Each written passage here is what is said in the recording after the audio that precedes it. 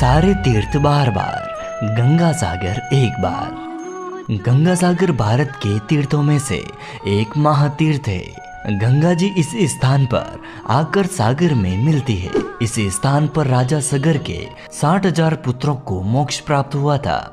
यहाँ मकर संक्रांति पर बहुत बड़ा मेला लगता है, जहाँ लाखों श्रद्धालु गंगा स्नान के लिए आते हैं।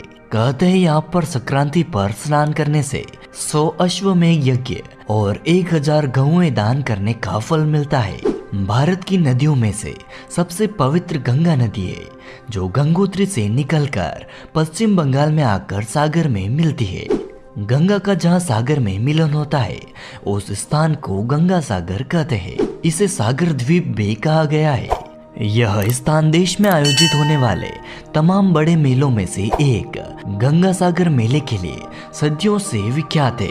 हिंदू धर्म ग्रंथों में इसकी चर्चा मोक्ष धाम के रूप में की गई है, जहां मकर संक्रांति के मौके पर दुनिया भर से लाखों श्रद्धालु मोक्ष की कामना लेकर आते हैं और सागर संगम में पुण्य की डुबकी लगाते हैं। पश्चिम बंगाल के दक्षिण 24 परगना जिले में स्थित इस तीर्थ स्थल पर कपिल मुनि का मंदिर है, जिन्होंने भगवान राम के पूर्वज इक्ष्वाकु वंश के राजा सगर के 60,000 पुत्रों का उद्धार किया था। मान्यता है कि गंगा सागर की तीर्थ यात्रा सैकड़ों तीर्थ यात्राओं के समान है।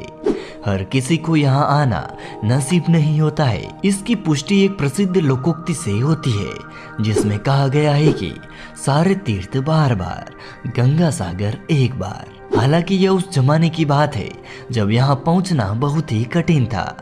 आधुनिक परिवहन और संचार साधनों से अब यहाँ आना सुगम हो गया है। ऐसी मान्यता है कि ऋषि मुनियों के लिए गृहस्थ आश्रम और पारिवारिक जीवन वर्जित होता है, पर विष्णु जी के कहने पर कपिल मुनि के पिता करदम ऋषि ने गृहस्थ आश्रम में प्रवेश किया, पर उन्होंने विष्णु भगवान के समक्ष शर्त रखी कि ऐसे में भगवान विष्णु को उनके पुत्र रूप में जन्म लेना होगा।